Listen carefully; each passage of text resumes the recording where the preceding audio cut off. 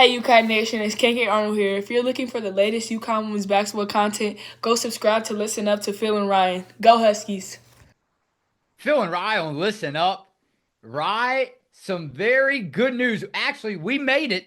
We made it. This seems like the last check-in. How often do you say that? But we woke up this morning to some more great news, and I told you, Ryan, I have to see your face again because hey, UConn Nation, stand up. Let's read the post, Ryan. Let's go directly to the post brought to you by Baby Mari 11, Ryan. It says good news on guess who?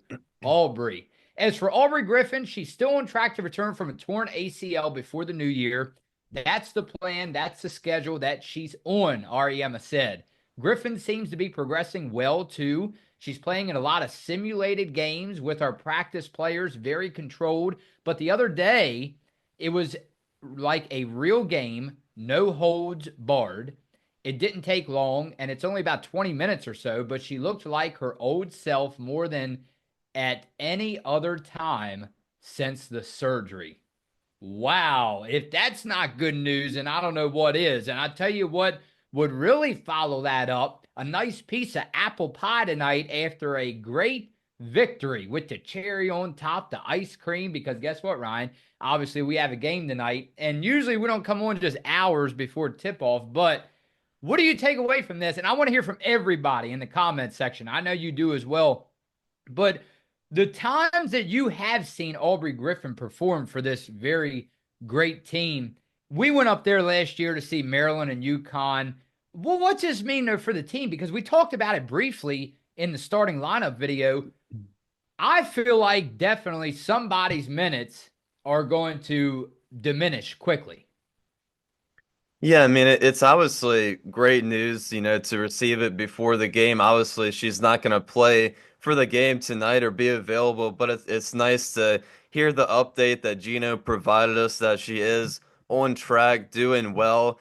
And I think it's just great for the team chemistry, the team energy, and all that stuff. Because, last year or, all these previous seasons, we've been dealing with all sorts of injuries and we've been trying to get back to fully healthy this year. And it looks like we're on track to pretty much do that with every player. Now, Ayanna Patterson saw that she might have shoulder surgery coming up soon, so not sure if she'll be able to play this season. But if she doesn't, good news today. Aubrey Griffin back on track, assuming that she'll probably return later this month in December. So that's really good news. And I mean, we've went from 7 to 8 healthy players almost for the entirety of the last season to now this year having 13 available healthy players when Aubrey Griffin does come back. So that's a huge change. Obviously gives Geno a lot more options. And I think, like I said, it just goes well for the team to have everybody out there, to have everybody practicing, playing together. And obviously, Aubrey Griffin's a great player. She's a graduate student now. I think this is her fifth season on the team total. So, it's obviously great news. Aubrey's kind of not one of the bigger names on this team, but I think she always deserves to get a lot more credit than what she has in past seasons because she's kind of the underdog name on this team, and she just kind of goes out there, whether she's in the starting lineup, coming off the bench. I'd assume she's probably going to come off the bench for a good amount of these games for this year, considering how long that she's been, off of the team for injured now. But either way, I think she'll come into all these games, find a way to make an impact, how she always does for every season that she's been a part of this team. Yeah, very well said. Hey, Ryan, and we can't forget she previously missed, and this is straight from MSN, so we appreciate them bringing out this news just this morning for us to evaluate with you guys. She previously missed games, it says, with back surgery due to her career at UConn, and then, of course, the torn ACL, right? But Ryan, in her 110 games for UConn, she's racked up 916 points, shooting an impressive 52.9% from the field. So if I had to ask you, is this the missing piece rather to solve the problem when it comes to them close games in March because we got a long schedule coming up before then. I get it. But, you just have to believe I can't see them 40 or 50-point games late in March. So maybe is it, and they said it very well. This is, in fact, the last piece missing to a healthy Geno Auriemma squad.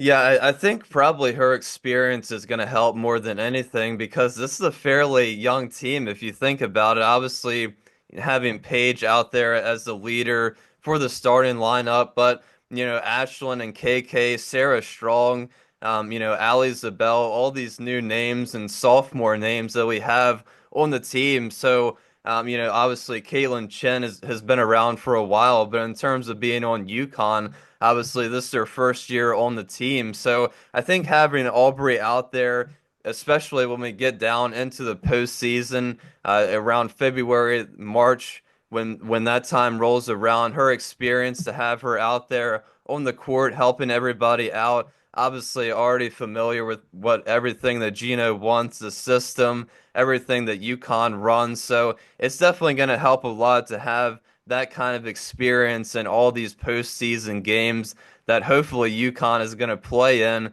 this season because last year, only played in 14 games, but it's looking like it could have been one of her best seasons. Previous year was probably her best year, but she could have stayed healthy last year. Definitely would have been one of her best years, but hopefully she can come back this year and really, like you said, be that final piece of the puzzle that UConn is looking for and provide her experience coming off the bench, helping the team out in any way she can.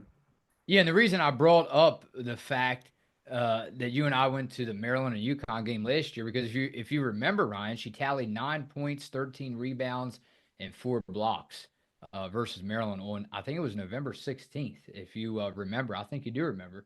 How could you forget? And that's when we had the great honor to actually sit in, you and I, on the press conference. I think it was Paige, Aubrey Griffin, and I'm not too sure. Can you remember the third player that they had for the press conference that night? I think it was KK. It might Yeah, not have been. yeah. KK I Arnold. think it KK was Arnold. Yeah, KK. yeah. KK Arnold. All right, Ryan, I have to ask you, this is different now. I'm going to make it a little bit, well, not a little bit more fun than usual. We love comments. We love reading comments, but make it a little bit different, rather. How are you preparing for tonight? Is your stomach feeling any twists and turns, or what are you doing on this game day? And to me, it's a huge celebration that it's on national TV, right? So, what are you doing to get prepared for tonight? And we're gonna save the comments actually for the game recap and not now. Yeah, I think, I mean, obviously a pretty big game. First nationally televised game for UConn. We got a lot more coming up, which was very exciting. Pretty calm for tonight's game. I think Louisville, it's obviously a good opponent for UConn, but, might have some cookies before the game and just relax. And I think it's going to be a fun, closer game. But, I think UConn, like we said during the last check-in, if they just kind of settle in when the game starts, come out like how they should, bring the intensity, bring the energy, I think UConn should kind of settle into the game, and I think things will fall into place from there. But yeah, I think I'm just gonna enjoy the nationally televised game. Pretty late tip off, 9 o'clock on Fox, and I think it's gonna be a fun game to watch. All right, Aubrey Griffin getting closer and closer to returning. It's Phil and Rye on Listen Up.